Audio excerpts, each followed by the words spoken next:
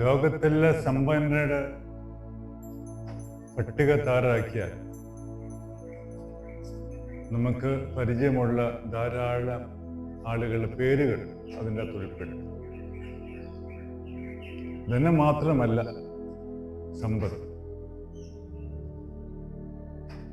സ്വന്തം സൗന്ദര്യം സമ്പത്താണെന്ന് വിചാരിക്കുന്ന ധാരാളം ആളുകൾ. എന്നാൽ ചെറിയ ഒരു പൊള്ളലേറ്റാൽ മുഖം വികൃതമാകും എന്നുള്ള ചിന്ത അവരെ ഭയപ്പെടുത്തുന്നു.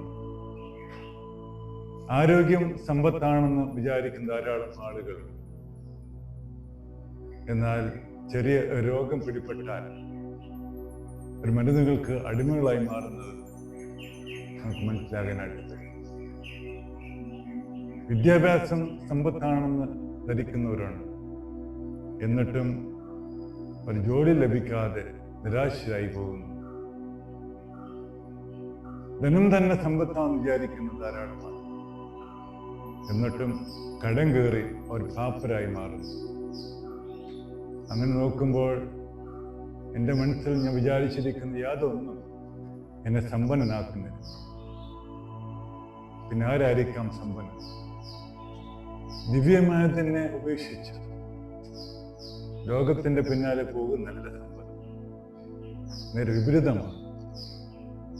ദിവ്യമായതിനു വേണ്ടി ബാക്കിയെല്ലാം ത്യജിക്കുന്നതാണ് സമ്പന്നന്റെ ലക്ഷണം. അങ്ങനെയാണെങ്കിൽ 3 കാര്യങ്ങളാണ് നമ്മളെ സമ്പന്നരാക്കുന്നത്. 1, നല്ല പ്രവൃത്തി. 2, ഉത്തമ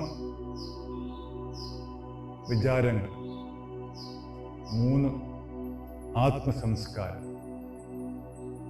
ഇത് ആരിലുണ്ടോ അതേമായിരിക്കും ലോകത്തിലെ ഏറ്റവും സമ്പന്നൻ.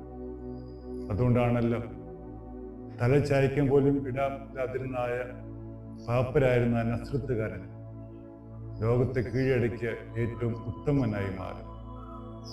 താൻ കുരിശ് മരിച്ചപ്പോഴും ഉത്തമനായിട്ടാണ് കുരിശിൽ മരിച്ചത്. നമ്മുടെ യാത്രയും നമ്മുടെ സമ്പത്തും ആ ഉത്തമൻ നോക്കിയായിരിക്കട്ടെ ഈ നാളുകളിൽ. ലോകത്തിൻ്റെ എന്ത് ത്യജിക്കുന്നു പകരമായി നമുക്ക് നേടിയെടുക്കാവുന്ന ചില നല്ല ഗുണങ്ങൾ ഈ നസ്രത്തുകാരൻ്റെ പക്കലുണ്ട് എന്ന് മനസ്സിലാക്കാം.